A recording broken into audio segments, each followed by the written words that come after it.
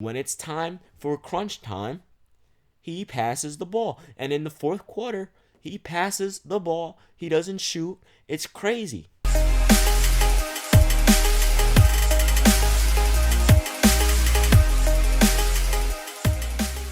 Going on, guys? It's Steve.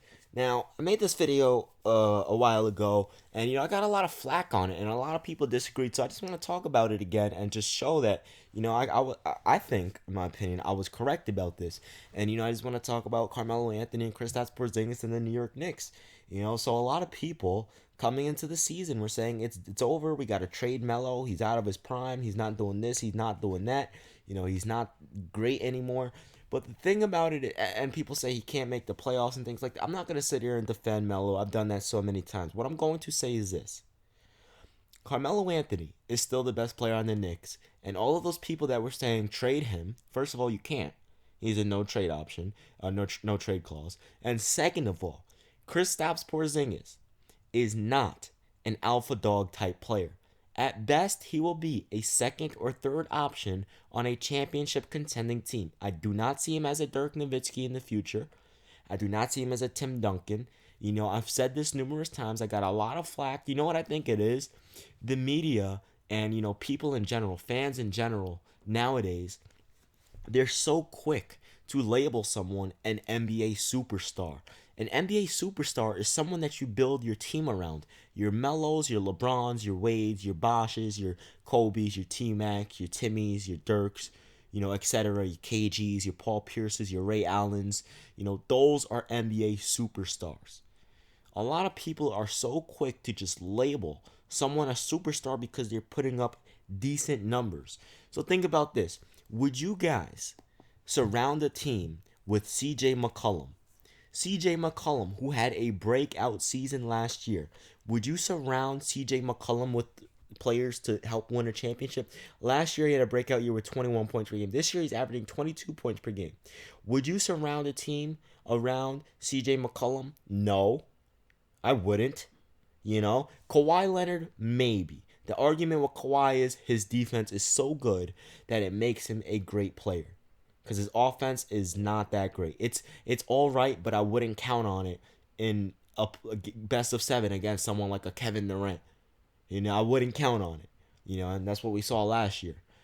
So people are just so quick to label someone an NBA superstar because, they had, look what he's doing. He's averaging 20 points per game or in his first season. Like, yeah, he has potential. And, a lot of people said, you're not a real Knicks fan if you say KP's not going to be a superstar. I mean, I'm realistic. Kristaps Porzingis is at best a second or third option. I watch every single Knicks game last year and this year. I can see and you can tell by the way player acts and how he responds to certain situations. And way more often than not, Kristaps Porzingis, when it's time for crunch time, he passes the ball. And in the fourth quarter, he passes the ball. He doesn't shoot. It's crazy. And numerous times this season, who was the one that saved the New York Knicks? Who came up in crunch time? Carmelo Anthony, because he's been doing it his entire career. And first of all, let's go back to the Carmelo Anthony thing. For people saying, the Knicks' best option is to trade Melo. First of all, again with the no trade clause. But second of all, Carmelo Anthony is not out of his prime. He's not out of his prime. People are saying he's out of his prime. He can't do this. He can't do that. But those are the same people that don't even watch Knicks games. Those are the same. Even some of my friends that are Knicks fans are saying that Melo should be traded. I'm like, what are you talking about? Because like if you study his career like I have, you guys know the 2003 NBA draft. Biggest fan of. I used to literally watch Toronto Raptor games just to watch Chris Bosh. I used to watch Denver Nuggets games just to watch Carmelo Anthony. I used to watch Cavaliers games every night just to watch LeBron. Miami Heat games just to watch D Wade. And Kobe, obviously, he's not from '03, but that era, that in my opinion, that's the best era ever. Right? So I know their careers. And if you look at Carmelo Anthony's career, let's start off with the 2003-2004 season. 21 points per game. 2004-2005 season. 21 points per game. 2006 season, 27 points per game. 2007 season, 29 points per game. 2008 season, 26 points per game.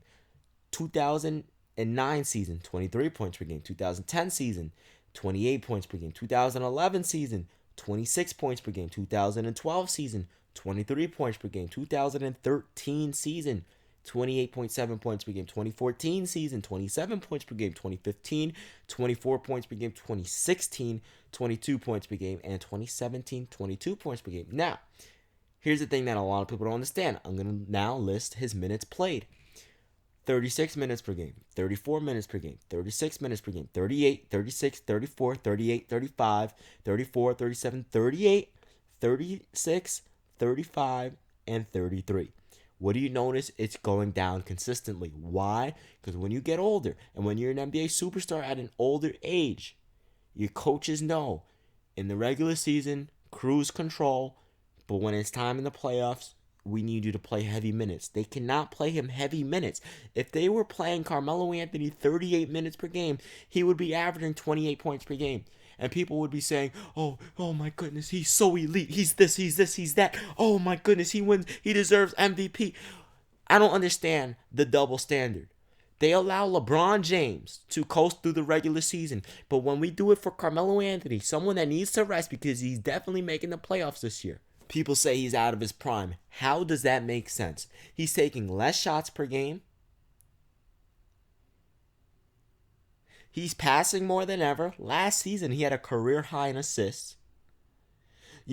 Last season, he literally averaged, and I'm rounding up the numbers, 22, 8, and 4. Kawhi averages close to that. Paul George averages close to that. Gordon Hayward averages that, and these people are saying those three are superstars. So wait a minute. If that's an NBA superstar in their prime, and Carmelo Anthony is quote unquote out of his prime, what does that say? I'm not even gonna say it. What does that say? You guys answer that. What does that say?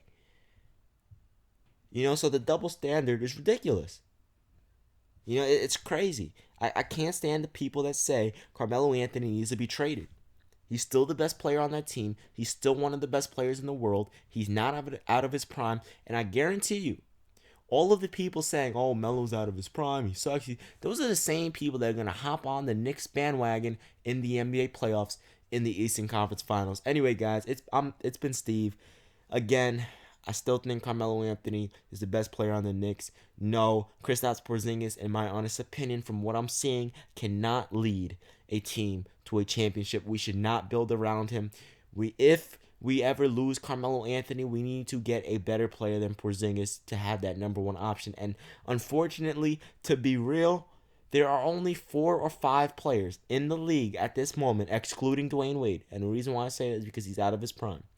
4 or 5 players that I would ever build around to contend for a championship. That's Melo, that's Braun, KD, Curry, James, and Russell Westbrook, and Steph. So 6 or 7, actually. And that's it. No one else. Anyway, guys, it's been Steve. I'm out of here. Let me know what you guys think about this in the comment section below. Peace.